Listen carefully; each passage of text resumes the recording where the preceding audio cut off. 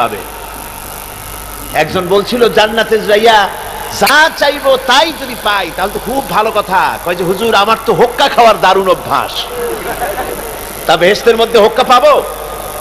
বুজুর্গ ব্যক্তি বলছেন আল্লাহর বান্দা, বেহেশতে যাইয়া যদি তুমি হোক্কা খাইতে চাও তো আল্লাহ তোমার হোক্কা দিবেন, কিন্তু আল্লাহর কসম করে বলতে পারি বেহেশতে যাইয়া এমন পচা জিনিস খাওয়ার তোমার ইচ্ছে জাগবে না। এত ভালো জিনিস তুইয়া এই পচা জিনিস খাওয়ার ইচ্ছা তোমার জাগবে না মনের ভিতরে। বেহেশত আল্লাহ রাব্বুল আলামিন মুমিনদের জন্য রেখেছেন। আমার ভাইরা, সে বেহেশতের বর্ণনা কোরআনে কারীমের মধ্যে আল্লাহ দিয়েছেন। একদিকে জাহান্নাম, কোরআনের বর্ণনা কত সুন্দর। জাহান্নামের কথা শুনতে শুনতে লোকেরা আল্লাহর ভয়তে হতাশ হয়ে যেতে পারে, আল্লাহর ভয়তে। সেই জন্য যত জায়গায় জাহান্নামের বর্ণনা আছে সাথে সাথে আবার আশার সঞ্চার করার জন্য আল্লাহ জান্নাতের কথা বলেছেন।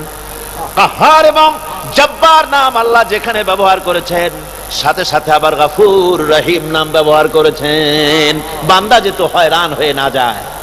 আমার ভাইরা, একদিকে জাহান্নামের এই কঠিন শাস্তির কথা, আবার অপর দিকে আল্লাহ বলেন শোনো, এমন জান্নাত আমি রেখেছি, মাসালুল জান্নাতিল্লাতী উইদাল মুত্তাকুন, এমন বেহেশত মুত্তাকিনদের জন্য যার ওয়াদা করা হয়েছে এমন বেহেশত, সেটা ফিহা আনহারুম মিন মাইন গায়রি আসিন, সেখানে এমন সুন্দর স্বচ্ছ পানির ঝর্ণাধারা, সুমিষ্ট পানির ঝর্ণাধারা রাখা হয়েছে।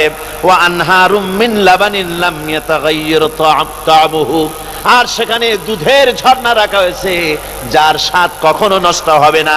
ওয়া আনহারুম মিন খামরিন লাযযাতান লিশ-শারিবিন, আর রাখা হয়েছে পানীয়ের ঝর্ণাধারা যা পানকারীদের জন্য অত্যন্ত সুন্দর হবে, খুবই সুস্বাদু হবে।